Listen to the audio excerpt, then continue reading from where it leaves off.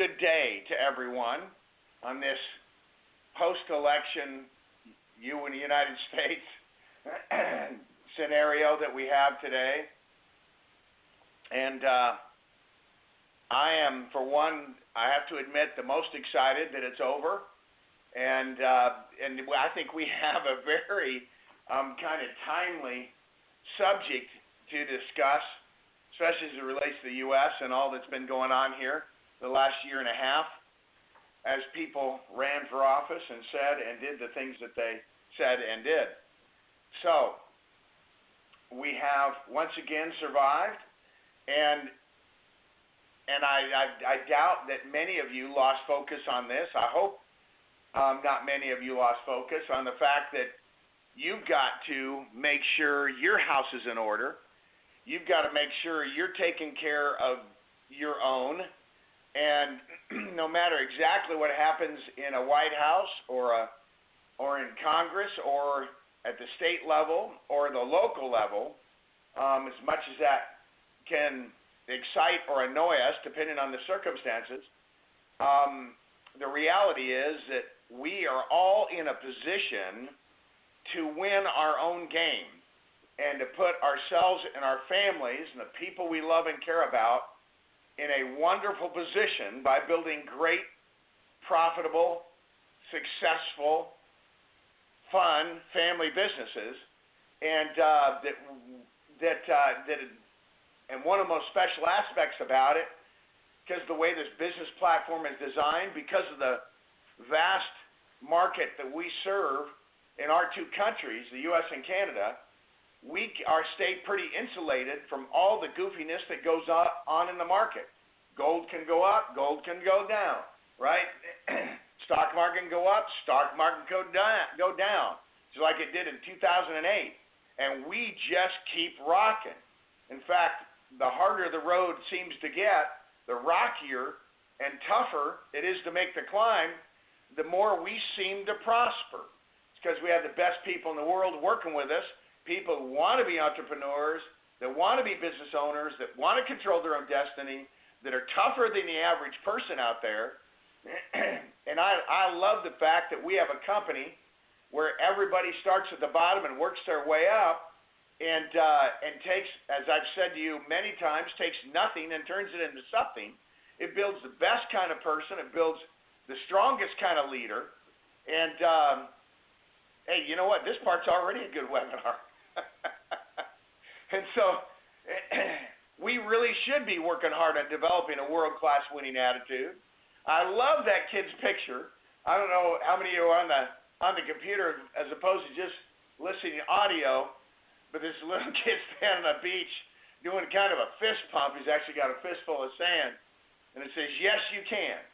And that's the approach you've got to take to your future. And you know, the only thing I knew for certain going into yesterday that somebody was going to win and somebody was going to lose. And I was going to wake up this morning, do this webinar, and be back on our game and doing what we had to do. And so I want you to really give me your attention here.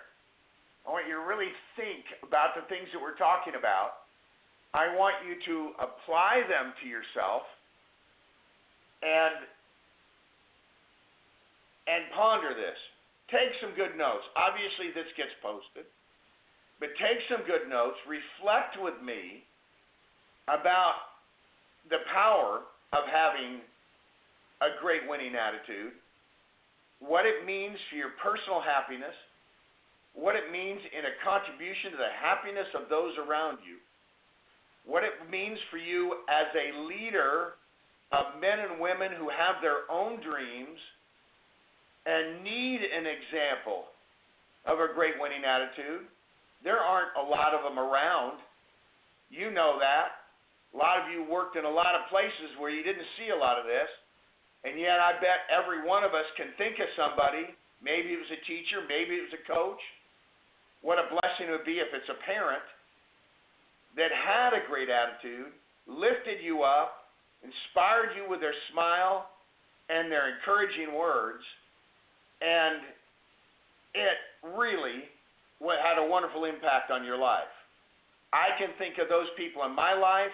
I had a fifth grade teacher that was extraordinary that way.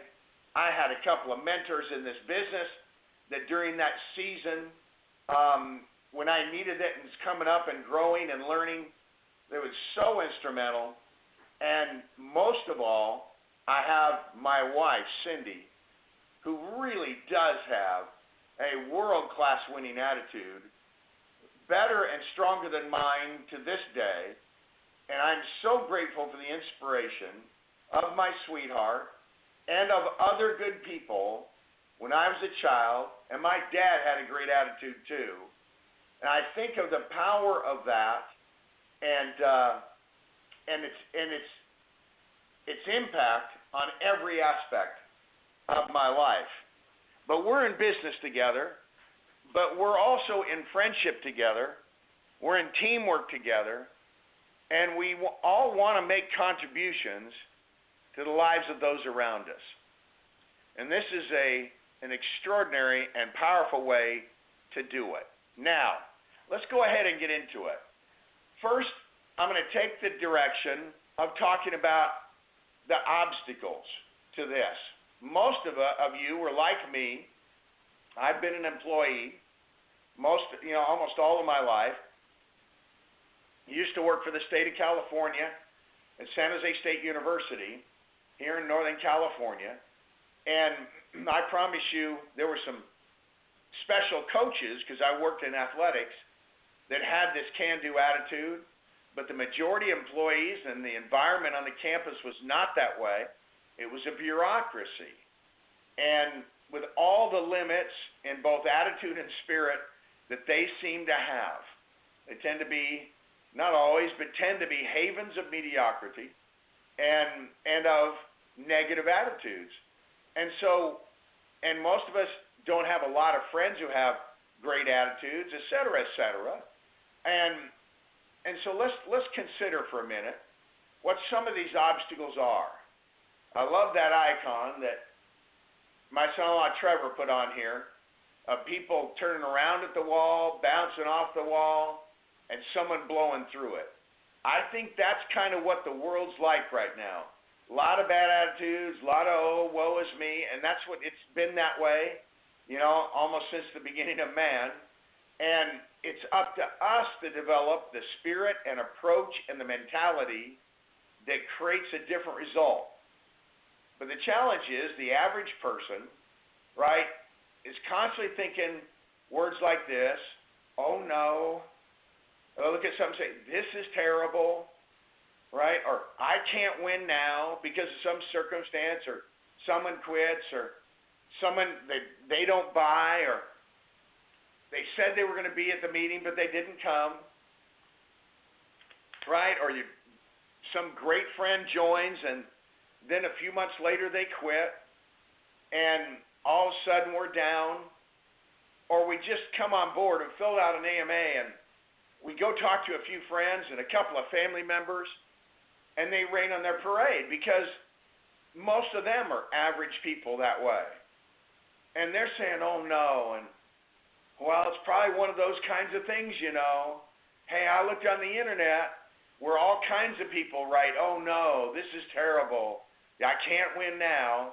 That just got right, because negatives tend to outnumber positives.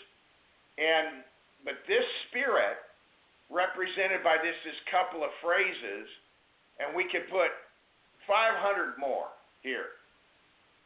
I knew it probably wasn't going to work out. I don't even hope for it to get better. That kind of stuff, right? That's where the average person sits a lot of time in their life. It's not a fun place to sit. It's not a happy place to sit. It's not emotionally healthy to sit there. It's not a blessing. It doesn't give much. It takes away, both from us and from the people around us. And when we start to make this shift from being this average person, from the mediocre, and we begin to work on thinking world-class thoughts. And I remember, it's not that I never slipped back in that other one, Everybody spends some time here and then revisits that average spot. But as we get stronger, we spend less and less time there. And even if sometimes we get a little down, we know we're not going to quit. We're going to stay intense. We're going to persevere. And ultimately, we're going to work our way back to being fired up again. You know, and I mean in a healthy, strong way. So the world class take a lot of those same thoughts and they change it to these kinds of things. I expect it to win. I don't mean the pessimistic, I expect to lose. Right? I expect to win. I expect it to turn out good. Right? They think of all of this as a workout for their character. Tough times, obstacles, adversity. They see it in a completely different light, as opposed to I can't win now. They think it's entering it and, kind of getting to the gym, to work out their character muscles, their attitude muscles. Hey, I'm going to stay upbeat even though this is a rough day. I'm going to stay upbeat even though this is a rough week. I promise you, and I'm not going to talk about it to you, whoever I was rooting for in the presidential campaign, were they to win or lose, I was going to have a great attitude the next day, because it's a whole lot more important what happens in my house than what happens in the White House for the welfare of the Thawleys, the Thawley family, and our happiness, our joy, our financial future, and of course our eternity, looking at it from a more spiritual context. And that's part of what's, of course, has helped Cindy and I and our family develop more of this world-class way of looking at what goes on around us. We look at almost everything as an opportunity for personal growth. All right, the bottom line, guys, the world-class attitude people become great by overcoming more obstacles than what I'll call the amateur or the average or the mediocre. They face the same things, but they approach it with a different spirit, ultimately, because they want to be happy, right? Because they want the people around them to be happy, because they want to be successful, because they want to make a difference in the world around them. And so I challenge you, as you look at obstacles, and we all have them, and you're going to face them in the business today and tomorrow and the next day, I want you to look at it in this other way. You expect it to work out. You think about what this does to your character and your personal growth. And you bring that game. And when you do, you're going to turn around one day and find a whole lot of people following you. Because that's what people are looking for in leadership. That's what they're looking for from you. Another powerful aspect of getting our mind right is this process of developing clarity, which gives us extraordinary power. Now, what do I really mean? I don't think you can develop a great world-class attitude unless you develop clarity in the context of what I'm about to describe. The average person, right? Average people never really truly decide what they want. I've seen this in 1,000 follow-up interviews, more than that, right?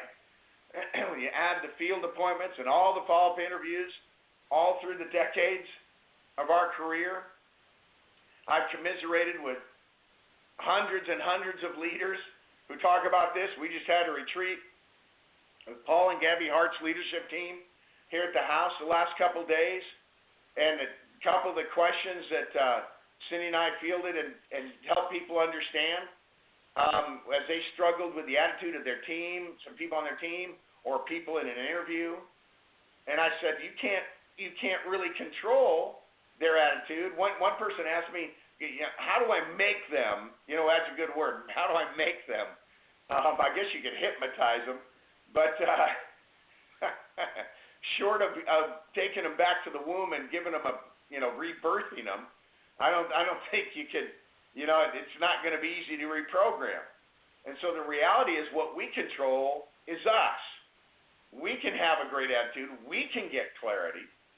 We can decide what we want, right? It's, for those of you that have heard me teach, and we're going to put a lot of emphasis on this in our last webinar of 2016, is if you want power in your spirit, right, in your attitude, and how you wake up in the morning and go to bed at night and face the tough things and celebrate the good things, you've got to decide what you want.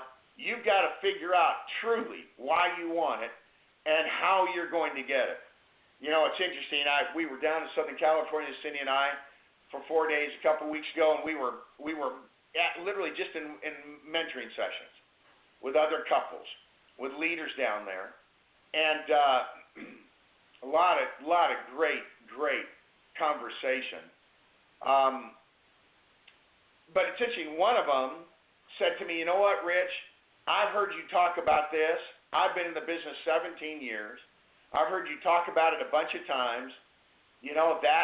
Doing this. What do you want? Why you want it? How you're going to get it written, get it in a plan." And I basically procrastinated, ignored, didn't ever discipline myself to do it. I finally did it a little over a year ago, and I had more good happen to me this last year than happened in the previous 16 in the business. Wow. What a testimony to the power of this and its impact on our attitude. And this is the first phrase of this third bullet point. In him I see, in his wife, a sense of purpose, and it's carried over to their team, right? And more good things are happening on the team. But when you take your sense of purpose, when you have this clarity, you know what you want, you know why, right? You've got a plan for getting it. It gives you a sense of purpose. You add to that your intense persistence that comes with this kind of emotional engagement and comes with this winning attitude, right? Here's what happens. Winning's your destiny and defeat's impossible. That's reality. When you take that, again, that approach, internalize it. It's like in your blood. You get a sense of purpose, you develop an intense persistence, and you begin to get this feeling. It's one of the greatest feelings in the world. It's something only people with world-class attitudes feel, and you can have this. It's free in the sense that you don't have to write a check for it, but you can grow it inside of you, and we're going to do everything we can in leadership in this company to create an environment that assists you in developing this for yourself, that winning is your destiny and defeat is impossible. Yeah, I like talking about this stuff. Now let's go to our next slide. Let's talk about paying the price a little bit more. Because this is what stops most of us. Isn't that right? For those of you who've been in the business a while, recruited some people, paying the price is what turns most of these people weak-kneed, right? Makes them shake, hang their head, slump their shoulders, and walk off in defeat. Everybody's got to do it and face it. Everybody's got to make that decision for themselves. We help all we can, but it's so important to look at life. One of the things about being an entrepreneur is you develop this price-paying attitude. You understand the phrase, paying the price. You understand how that's as much a part of victory as anything else. And that this is not something to be avoided. It's not something to say life isn't fair because we have to do it. It isn't something that we should look at and say, is there some way I can cheat? Is there some way I can shortcut this, right? Hey, again, for those of you who've heard me know that I say the only shortcut is just doing it right the first time, being teachable, being coachable, and learning from the mistakes of others. That's one way to limit how much of a price you're going to pay. If you're going to insist on making all the mistakes yourself and you resist instruction from people who have more experience and have your best interests at heart, but you won't listen to them either way, right, then you're going to get to pay extra price. And realistically, probably not going to be tough enough to make it, right? I don't want you to relish paying the price. I don't want you to wallow in paying the price, but I want you to understand, and like winners have to, like the world class have to, what this really means. So let me go ahead and put up the first bullet point. The average person is surprised, even shocked, at the amount of time and effort that the champion, the professional, the person who gets good, invest on their way to the top. The amount of time they got to invest on their way to the top. They're surprised at it. They've just not thought about it much. I think I was probably surprised and shocked in my time, but I got over it, because I was listening to people who were winning, and they weren't bothered with it. They just accepted it, embraced it, and poured it on. There even comes a point, and I wrote this into my personal plan. I still have this phrase. I'm going to grind it out and love it. That was a way of reminding myself that you have to grind it out. You got to get in there early, at interview after interview, meeting after meeting, call after call, appointment after appointment. That's grinding it out. That's the time. That's the effort. In early, out late. Simplified my life to just faith, family, and business, so I had the time to do well in those three critical areas of my life, the areas I was unwilling to compromise on, and again in that order, faith, family, and business. And so that I had, after doing what I need to do in my faith, in my church responsibilities and stuff, in my study of Scripture, in my time on knees, and time that I got to spend with the family instructing in that, and the time we got to spend in our marriage and with our children to have a great family life. I didn't have any hobbies. I got rid of TV, so that I had that time and could make the effort with the remaining time, which is still lots of time, right, to make of our business lives a success story, right? But you've got to understand, paying the price, part of the game. It's the exercise program. It's what strengthens our character, increases our stamina, helps us develop confidence, helps us to become believers, right? You see, the problem with people who don't get this right, and I'll call them amateurs, right? And nothing wrong with being an amateur. Doesn't mean you're a bad person, but it means you're not tough enough. You don't have the right understanding. Just like the difference between an amateur golfer and a professional golfer that's got the PGA Tour card. The way they look at a golf course, the way they look at hitting a shot, the way they look, their attitude about a bad shot is so different. It's stunning. And there's so much more resilience in their attitude, right? When you've gotten to the right mindset. But see, amateurs keep hoping, and golf's a good analogy for that. I mean, there are always people ready to sell gimmicks and equipment to golfers. All kinds of goofy stuff. Some special club that allows you just to hit it great, right? And boy, if people spent billions of dollars in different sports on that kind of thing, they just hope there's a shortcut to success. Some of you probably within the sound of my voice right now, right, are still hoping for it. Let it go. There isn't. And if there was, what you get to wouldn't be worth much, right? You see, there's no glamorous way to pay the price, right? Here's what I think. And this saying, quote, I don't remember who said it first, and many people I'm sure have said it, and said it in various forms. But I think you either pay the price for success or you pay the price in regret. Because almost without exception, everybody I've ever recruited our teams have ever recruited, inside of themselves, deep inside, believed they had something special inside of them. Believed and certainly wanted to have good things happen for them. Right? And they're paying a price. They're going 9 to 5. You know, Warren Buffett said it in another way. I'm trying to remember exactly how he said it. But basically, you think there's a risk in business or a risk in investing, try working 40 years somewhere and then living on Social Security.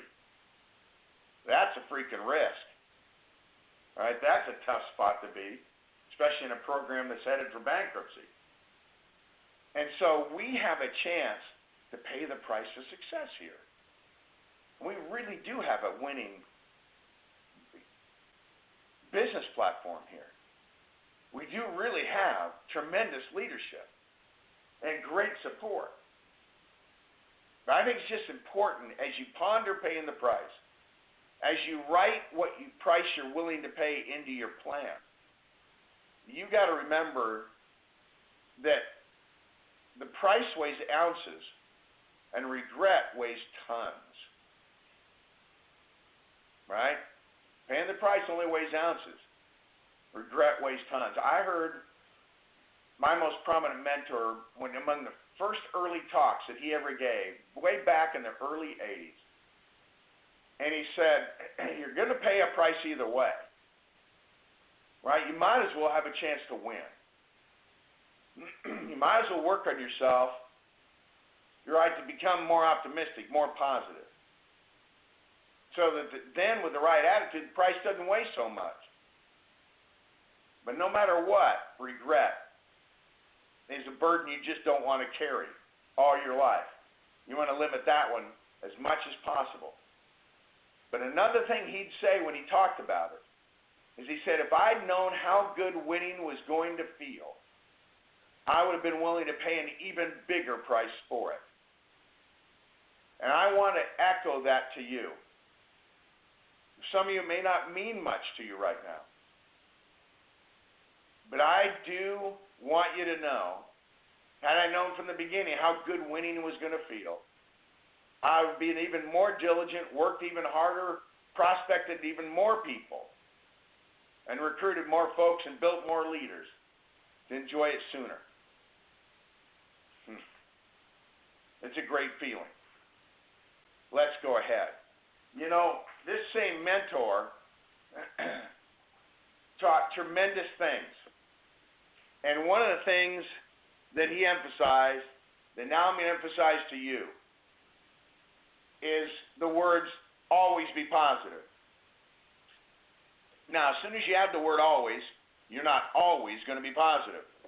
But your goal is to always be positive. Right? And the important thing is when you don't feel like it, is when it counts. Optimism in the face of adversity, being positive when you're being challenged, that's the reality. But here's something I believe with all my heart. Winners are made, they're not born. You know, I think you can probably have a little bit of an edge. If you're in a positive family or something like that, that's all great. Sometimes my family was positive, sometimes it wasn't. All right? But the reality is, we get to make ourselves into winners. We don't have to be born with it. It doesn't have anything to do with your IQ. It doesn't have anything to do whether your parents had money or none. It doesn't have anything to do with where you went to school. It doesn't have anything to do with whether you even went to school. We're all in the school of life. But it has everything to do with our approach and attitude and how we work on it. There's a reason all those books are written about it. A real reason. There's a reason Scripture addresses it all the time. As a man thinketh, as a woman thinketh, so are they. And that's true for you, and it's true for me. See, the challenge is, with a positive attitude, we're not born with it.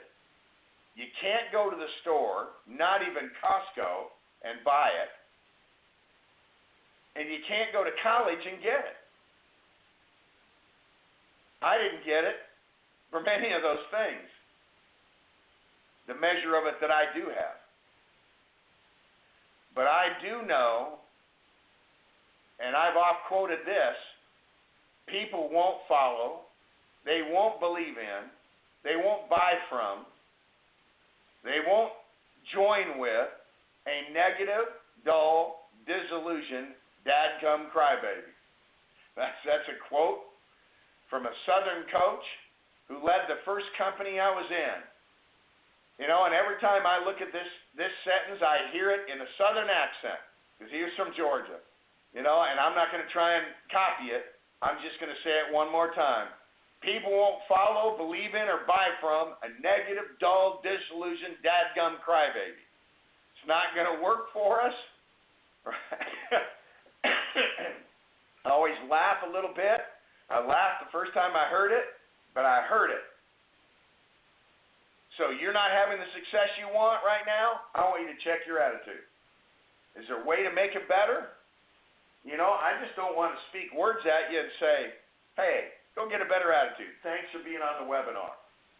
Right? I'm going to give you a homework assignment. We're going to work through this. Some of you have been around a while, have seen this before.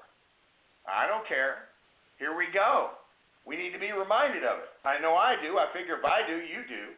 But a bunch of you, this will be one of the first times you've heard it, or the very first time. So here we go. We're going to go to homework. Everybody needs some homework. I want you to go to work right now to become a more positive person. And that's the game. And so I'm going to go through 10 points. 10 things I want you to start today. When you're done and you sign out or hang up, I want you to go to work on these. If you can't remember them all, you'll check back when it gets posted. Some of you are going to take notes on it. But the reality is there are going to be a couple you remember for sure. And here's the deal, right? This first one is one of those ones I want you to remember. Number one, I want you to start as of this moment. What are we at? November 9th, right? To develop a 90-day commitment. December 9th, January 9th, February 9th. That you're going to have a 90-day commitment. Develop a more positive, excited, and enthusiastic attitude than you have now. No matter where you're at, you know you can get better. So, 90-day commitment. Right now, I want to commit you to that commitment. That's a homework assignment we're all going to share. It's a gift we're going to give ourselves in 2017. It's a gift we're going to give our families and our loved ones and our friends in 2017. It's a gift we're going to give our teams in 2017. It's a gift we're going to give everybody we bump into at the grocery store, in a restaurant, walking on the street. A gift we're going to give them. And it's a gift you're going to give yourself, because you're the one's going to feel the best about it. So, number one, 90-day commitment to develop a positive, excited, enthusiastic attitude. Now, if any of you are looking around the room trying to figure out who I'm talking to, it's you I'm talking to. Stop looking around. Take notes. Pay attention. Make the commitment. Next, take a few minutes every day. Don't think this is silly. Take a few minutes every day and give yourself a pep talk about becoming a more positive, dynamic person. You think that's silly? Just pretend I'm slapping you right now. Here's reality. Most of us are given more than a few minutes every day to the opposite of a pep talk. What's the opposite of the pep talk? Well, it has to be the unpep talk, right? We give a negative self-talk to become a more negative, less dynamic person, right? So we've got to spend a few minutes every day giving ourselves medicine, positive attitude medicine. When we give ourselves a pep talk, this is part of what I believe you ought to write into a plan for your life. But you might make just a few notes and keep it beside your bed. Read it when you get up in the morning. Read it when you go to bed. Little pep talk that you're going to be a more positive, dynamic person that day. Part of your 90-day commitment that turns into a lifelong commitment. All right? You build a great, powerful habit in 90 days. Right? So every day, it's part of your homework assignment, part of this commitment from number one, you're going to take a few minutes every day and give yourself a pep talk. You're going to become a more positive, dynamic person. Yep. Let's go to number 3. While I take another sip of water, pretend you're hearing elevator music right now. Okay, music time's over. Number 3, take a few minutes every day. Here we go again. Every day, few minutes, and dream how great it is to be totally positive and how wonderful it is to be successful and happy. So how about that? So you're going to give yourself a pep talk for a few minutes about becoming, affirmations kind of stuff. I'm becoming a more positive, dynamic person. Then you're going to take another few minutes every day and picture it. Dream how great it is to be totally positive.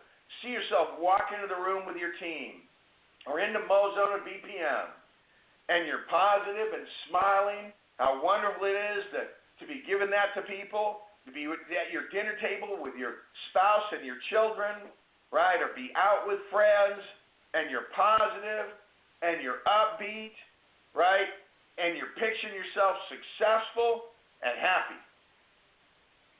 I mean, that'd be fun to do no matter what. That'd make the day better no matter what.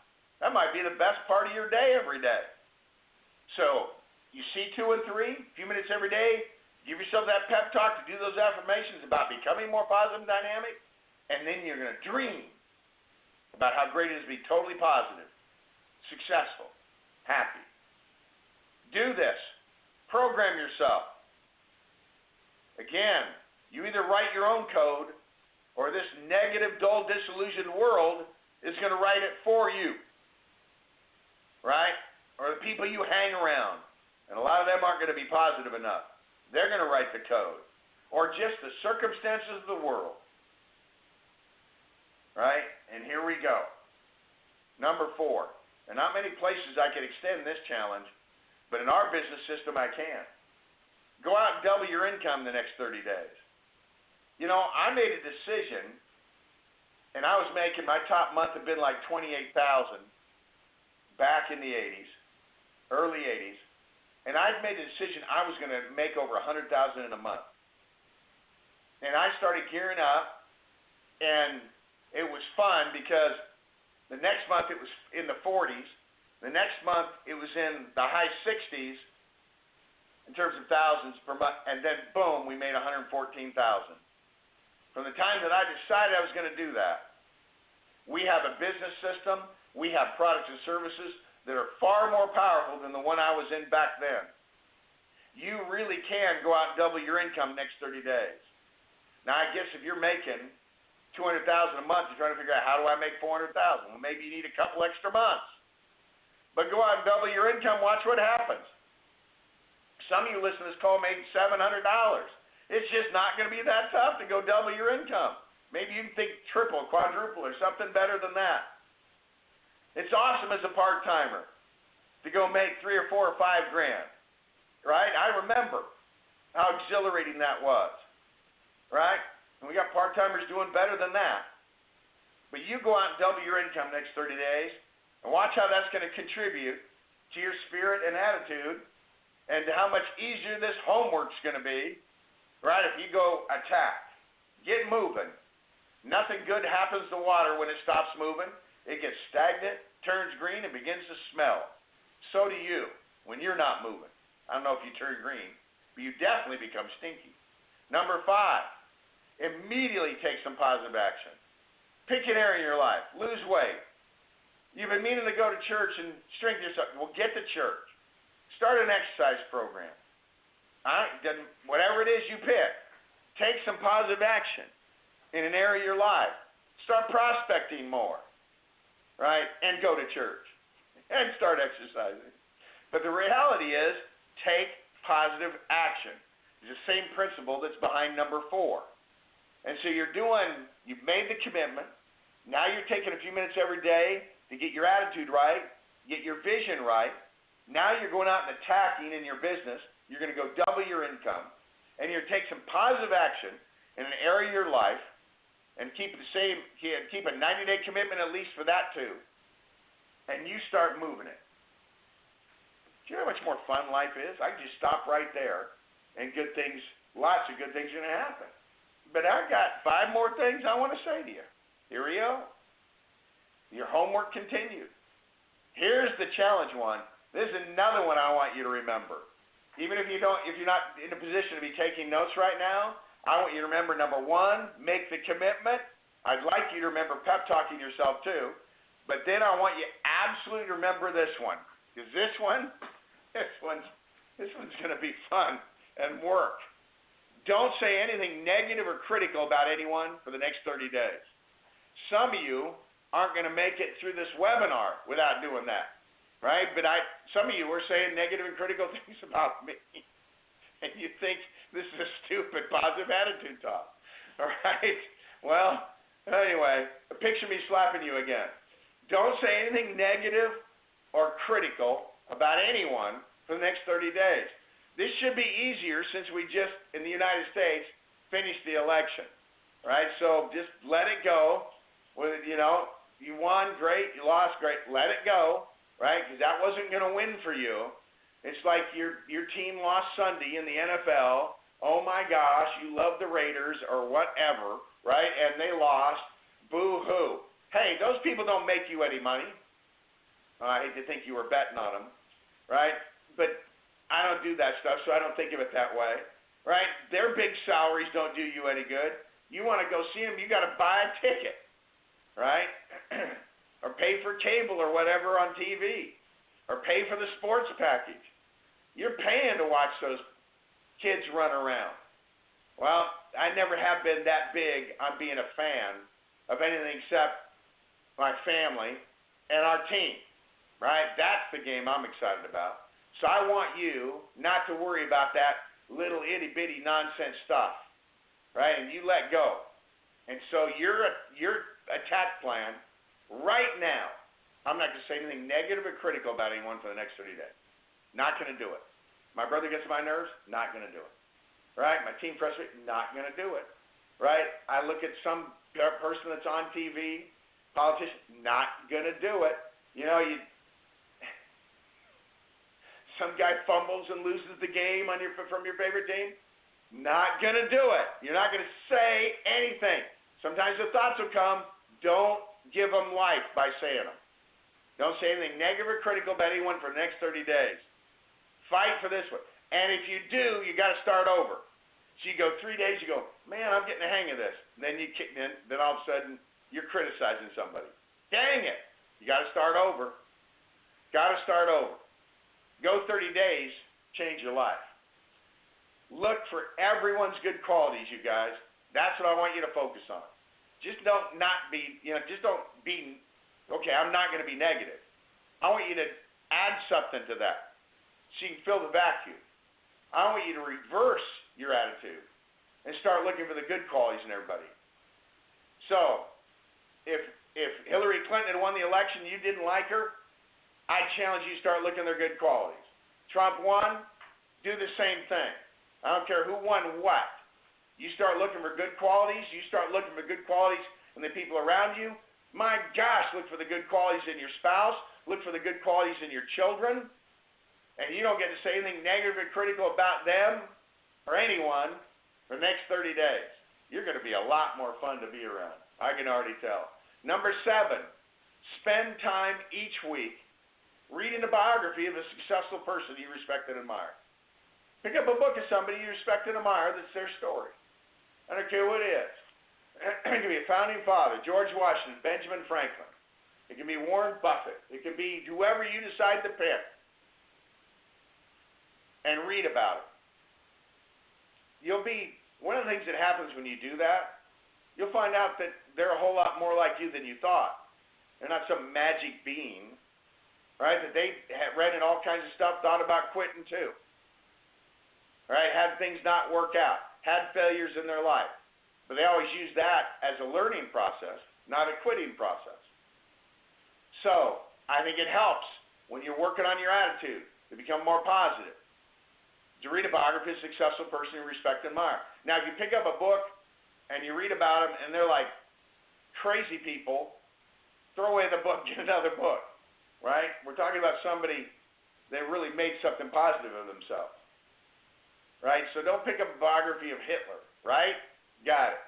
Next, make time to be with your family and have fun together. That lifts your spirits.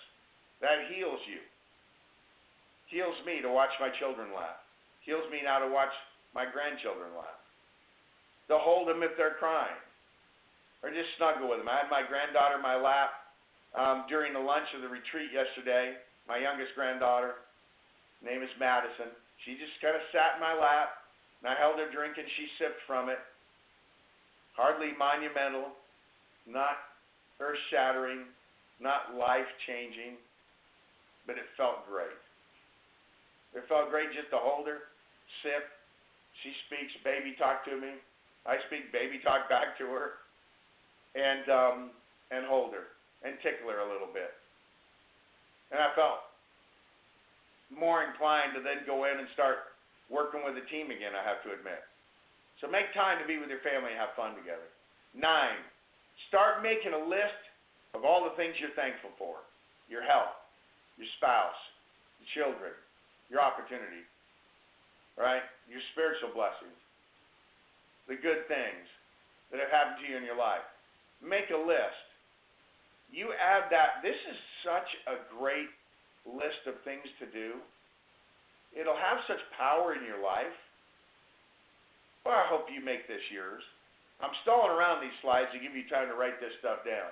Number 10, every day, tell someone other than your family you love, appreciate, and admire them. Every day, find somebody that you can tell that to.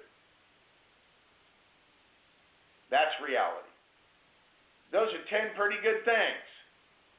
Right? That was kind of fun. So it started out, even though I'm not going to put it on the slide and review it, 1, 90-day commitment, develop a positive attitude, right? Positive, excited, enthusiastic attitude. Take a few minutes every day, pep talk to yourself about becoming a more positive, dynamic person. Third one is you take another few minutes and dream about how great it is. Be totally positive. And how wonderful it is to be successful and happy. You can picture that. Visualize it. Feel it. Right? Go out and double your income the next 30 days. Immediately take some positive action. Lose weight. Get to church. Whatever.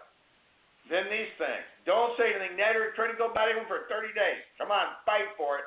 Look for their good qualities. Read a biography of a good person. Let it uplift you. Make time to be with your family and have fun together. Right? Make a list of things you're thankful for, and every day tell someone other than your family, and of course every day tell your family, but tell someone other than your family you love, appreciate, and admire them. So there you go. That's 10 good things. And so the reality is, as we continue to emphasize, always be positive, think positive. Just remember, there are no tricks or gimmicks to be successful. And one of the single most important things you can develop in your life is a positive attitude. Now, I believe that in order to get positive and stay positive, you got to develop mental toughness. And I'm going to go through something here that just to get you to think. I think this is something you got to come back and study. I took this from a book from Steve Siebold on the mental toughness secrets of the world class. And I loved how this process worked. So I'm just going to pound through it here. Right? This is the game. Most people start out in life with an attitude of playing not to lose. They go to work somewhere and they think to themselves, I better perform or I'll be in trouble. I'll get fired. I'll lose my job. If they cut back, I'll be one of the first ones. They play not to lose. They show up with a spirit that's not exactly conducive to major league play. I better perform or I'll be in trouble. You can watch this in sport. People really struggle with that, and they get in trouble. Then there's another level just above it that he called playing to cruise. As long as I show up and do the minimums, I can keep cruising, right? I can keep this job, keep moving along. You know, we got part-timers that develop some of this spirit, you know, and even some leaders who created some activity, but then they stopped growing. They stopped pushing the edge of the envelope, right? And so playing not to lose is not a good place to be. Playing to cruise, just doing the minimums, not a good place to be. Certainly not where we need to be in terms of our toughness. But the third level, playing to improve, and I remember when this took hold of me, and after a couple of months in the business, and then the third month, fourth month, fifth month, sixth month, then I got promoted to SMD. Then we started to move forward and started making some real money and growing and started climbing the Leaders Bulletin. Gosh, you guys, I just sat up in my seat because I remember these feelings, and it energizes me to think about it, right? And I began to think, maybe I can accomplish more than I thought. There are a bunch of you listening right now, you've had this experience. You know what I'm talking about, right? You begin to believe a little bit more, and it's a pretty good feeling. We've moved from playing not to lose and playing to cruise, doing the minimums. I remember doing that at San Jose State. That's where I was, right? And getting into business, starting to make some money part-time, save a little money part-time, get a few more recruits, then a few more, started to look at like we're developing a couple of leaders. I still get more and more excited. My first promotion, then my second promotion. Then I get promoted to SMD. I'm like delirious, and I start believing a little bit more. This is the process you got to go through, but you got to be willing to work at it. You got to be willing to work on that attitude to get here and start to be a believer, right? Some kind of, it said, we add to that, a belief-altering event occurs somewhere in there. You know, I think what for me, it was starting to make decent money, you know, and saving it. I mean, when Cindy and I started the business, we lived in a real rented townhouse. We had $800 in savings, and that was her money she brought to the marriage. And man, all of a sudden we started getting it done. You know, we competed in a couple of contests, and we did okay, and we weren't number one, but we got going. You know, and a couple of good things happened. You know, we got on the Leaders Bulletin a couple of times. And we began to look at life differently. Man, will you get after it enough to let this happen to you? Right? Now, the next level, and we see people in this, and I existed here for a while, we go from not to lose, cruise, improve, to compete. And this is ego-driven. I could name names right now of leaders in the company who are here. And they start thinking, I can be the best. And it's still too much about them, but it still has power. The team gets bigger. People go, man, that guy's fired up. He's kind of ego-driven, kind of egomaniac, but that guy wants to win. Not a bad guy, right? But that guy's talking about being number one. I can be the best. And they want to win for themselves almost as much as they want air. They're still not great team players here, even though they may have substantial teams. But they are totally fired up to compete, right? Because it's about them and their name and where they rank and what recognition they get at the next meeting in Hawaii, at the convention, whatever, right? There's nothing wrong with this. I think most of us, almost all winners go through this. I don't know that I know anybody that didn't, right? But the reality is that's not a place you want to stay either. But all of these keep increasing performance. Men and women at number 4 make more money than number 3, much less 2 or 1, right? More good things are happening. They're recruiting bigger, producing bigger, right? But then we get to the next one, playing to win. This is an enlightened state, you guys. You move past wanting to do it just because it's about you. You know, I went and watched a movie called Doctor Strange, and at the very end, he's talking to someone who's a mentor, who's dying, who says, you've got to understand the one great truth. And he goes, what's that? And his mentor says, it's not about you.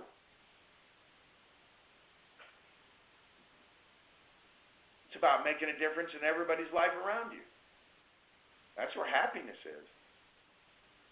And it was actually a good movie for showing how miserable a guy can be when it's all about him.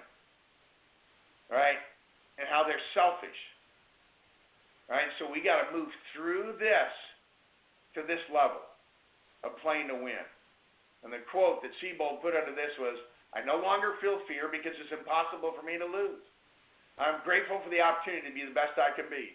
That's why I sit and watch a sporting event, and I may really want my team to win, but if they lose, I'm not thinking about it much the next day. You know, same thing about the campaigns that just finished. It was going to go the way it was going to go. I voted, let go. All you can do is all I can do. Made a few contributions, let that go. Wasn't $1 bazillion either, right? And I let go because why? Because the game of life that we're playing, Cindy and I, and there's a lot of good leaders in this company who are here, right? I'm not afraid of tomorrow, no matter what exactly happened, right? It's impossible for us to lose. No matter what regulations are passed or whatever the deal is or how you got to modify product or do what you got to do or who quits on the team, you've built yourself to a place where you're positive, you're tough, and you're just grateful for the opportunity to be the best you can be every day. To bring your A game and to change life. All right. So let's finish up here. Got a couple minutes. To be a great leader in business, just want to remind you, be trustworthy. Take personal responsibility. Be positive. Set a strong personal example. Go ahead and let yourself be money motivated because you're in business, right? That's the place to do it. Don't worship it, but let it motivate you because you're here to make a profit and become financially independent. You're not here to show off. You're not here to just buy cool stuff. You're not here to run around on trips. You're here to become financially independent. If you look at your financial statement at the beginning of 2016, right, and you look at the end of 2016 from the beginning and your net worth didn't increase, I want you to know you screwed up. You don't care how many trips you went on, you're losing. Step it up. Make and save money. Be mentally tough. Think long term. And strive to continuously become a better person. This goes with your attitude, trustworthiness, personal responsibility, the acceptance to be positive and to set a strong personal example, to be motivated to be a success story, to be strong, to think long term, not get antsy over some short-term obstacle or something, right? And that we're all going to keep striving to become better people. That's when we're going to like our lives a lot. Okay, next webinar, comprehensive plan for 2017. Time to plan, folks. Time to review some of this stuff. I'm going to freshen some of that material, and we're going to go to work on how to make this happen. We're doing that December 14th. Kind of fun. We'll just have gotten back from the Leadership Network in New York. With the top leaders of both the green and the blue team. A lot of fun. Top 15 of each that qualified. Top in the category that they were in. And here we are. We'll be back together, 9 a.m. Pacific time, December 14th. And guess what? You need a comprehensive plan for 2017. All right? You need a deeper understanding of what it is to have one of those. Don't be one of those guys that waits years and years and years before you bring the power of this into your life. All right. There you go. I hope that was of some help. Please do your homework. 90-day commitment. 30 days, not a negative thing about anybody. Give yourself that pep talk. Dream about it. Right? Make a list of all the ways you're blessed and things you're grateful for. Read that biography. Double your income. Let's get it rocking. There's a whole world out there for us, and it's a wonderful one. Thanks, everybody. Great spending this time with you. Thanks for being in business with us. Thanks for all the good things you say. And some of you tell us regularly that you pray for us and the leaders of the company and for each other. And I want you to want to thank you for that too. I want you to know we feel it. We're grateful for all of it. Thank you, my friends. Talk to you again in the webinar form in a month. Bye-bye.